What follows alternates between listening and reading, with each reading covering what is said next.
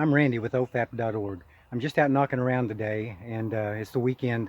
I'm not in the mountains this time. I'm actually on some land that I own, and just forewarning, we're fairly close to a populated area, and there are two intersecting highways about a quarter mile to my east, so you will hear background noise from vehicles coming and going.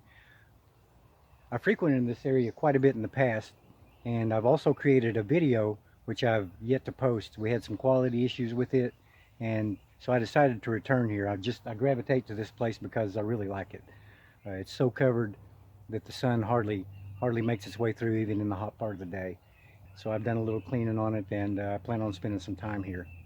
I wanted to touch on a few things. First of all, most of these YouTubers and video creators, they'll emphasize on get home bags and bug out bags and what have you, and I'm totally in for that. But the repeated videos, a lot of times it seems to become boring, and I wanted to try to share a little bit of information and maybe put a twist on it that gives you something that you can take away from it. So we'll get started on that in a moment. I also have brought my dog, and I'll have to introduce you to him in just a few moments, but bear with me and we'll get started. Okay, first of all, here's my bag. Of course, I brought a few essentials today that I don't always tote with me, but I try to make sure that I keep this bag with me no matter what vehicle I'm in or where I'm going. I think that everybody should always have a thought of being prepared just in case something's needed. You've got those few things as far as fire and food and warmth, and you never know when you might be totally stranded, even just for a short term. It doesn't necessarily mean that I'm Mr. Prepper or think that the world's going to end tomorrow.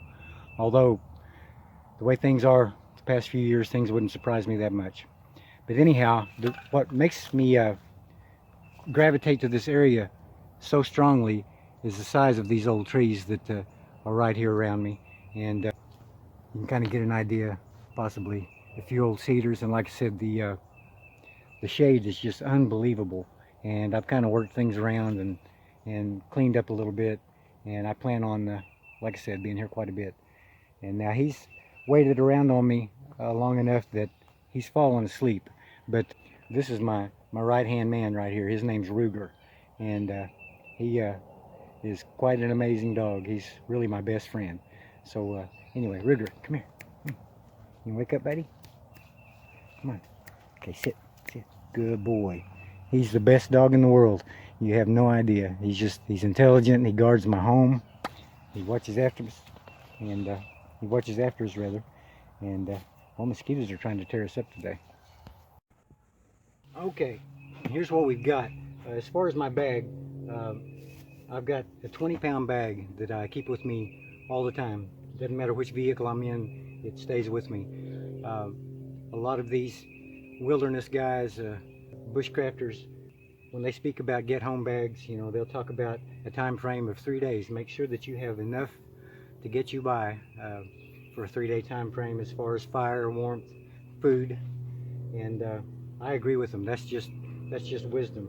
But my focus has always been, you know, what if it was beyond my control and it was longer than 3 days? With this 20-pound bag, I've configured it to where I should have enough food to last for a 7-day time frame on top of the things that I need.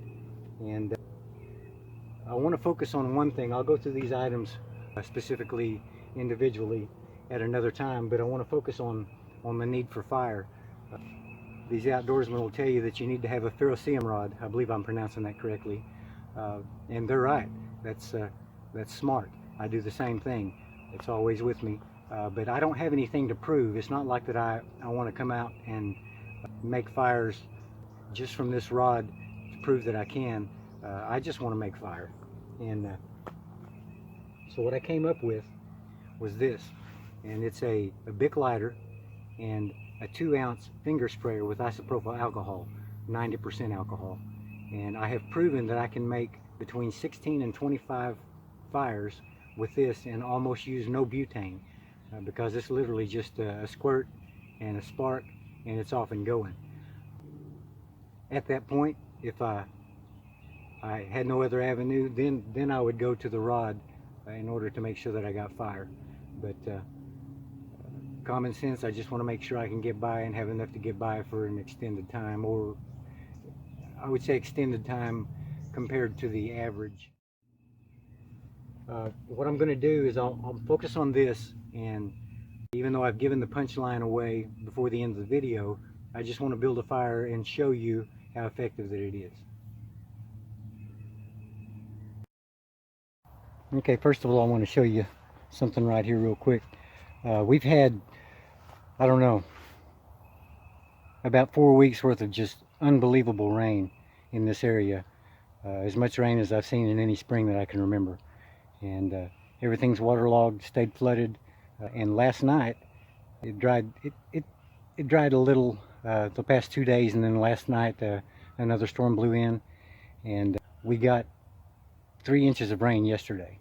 So what I do when everything is wet, and I mean it's just damp to the touch, you just have to see it to believe it. But this old cedar tree has a bunch of this right here, and that's what I generally use for tinder if I can find one close by. Now, wherever you're located, that might not be an option, but it seems to always work for me, so that's what I'm going to use. I've made a small nest, and we'll go from there as far as getting it getting a good fire started. Bear with me. Okay, so here's my bundle. This is what we'll start with, and we'll see if we can get it going and then build a fire on top of that. So bear with me just a moment. I've got some stick tinder here, and all of this is from a dead cedar limb just to get things going. So it's fairly rich. I've split it, and we'll wind up making a fire from this with the alcohol.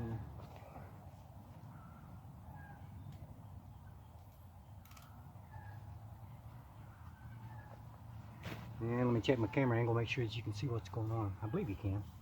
We'll see what happens.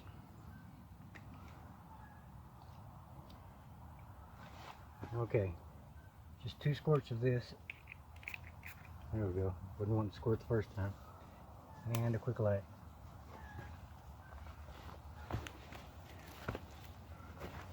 That's how fast and easy this generally goes. And especially with cedar, it works really well. But things are absolutely drenched. Everything's waterlogged.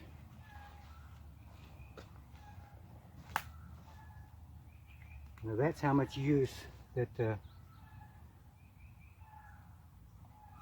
Bic lighter required when using isopropyl alcohol. For some reason I'm having trouble saying that today. Isopropyl. And I'm going to go ahead and bust up some more wood for the coming night, and I'll get back with you in a few minutes after this. I Rugered in. Yeah, good boy. Old Ruger. So we're going to smell like smoke, ain't we, bud? We're going to have fire and maybe make a little food.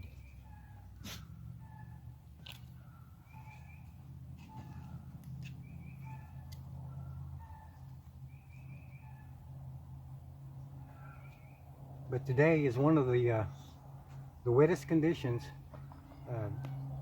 with the sunny day right after the rain that you can imagine.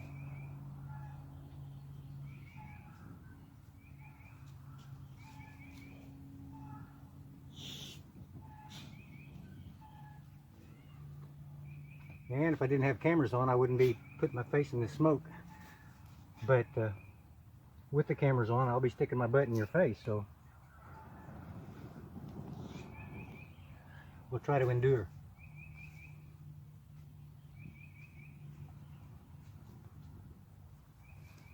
That tinder, the nest that I made, is actually somewhat damp. So it's working, it's going to work, but it would be much faster if conditions were dry. There we go, she's coming to life now. You getting choked down, Ruger? Huh? Sorry, man.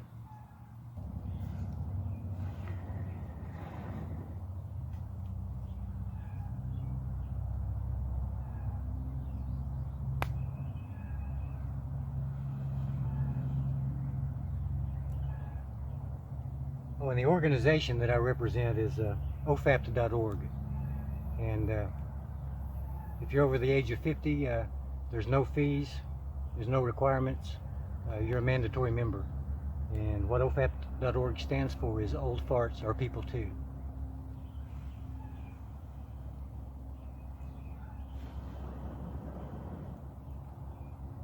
And what made that thought come to mind is, if you're over 50 and you're blowing on a fire, it's very possible to blow your teeth out.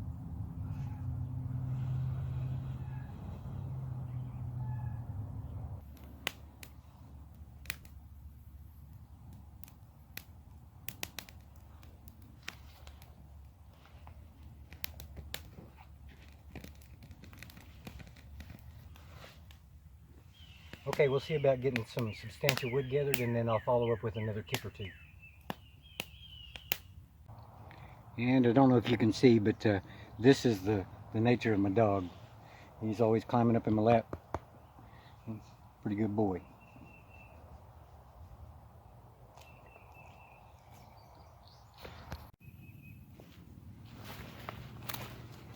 Okay, I've got some dead wood here. I'm going to bust it up and prepare things for after a while.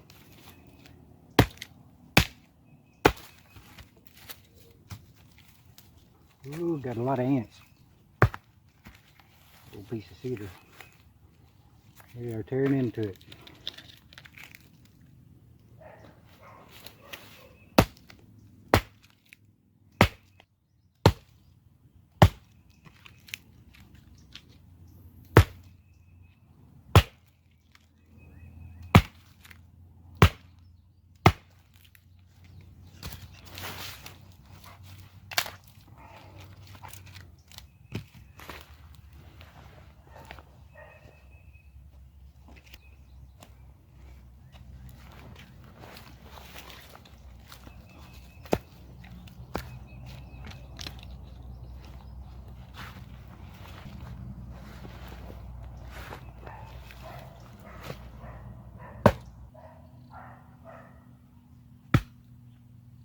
Ooh, ooh, ooh. I cut it off. I cut it off. Oh, oh, oh, oh, I cut it off. Oh, God. Oh, oh my God.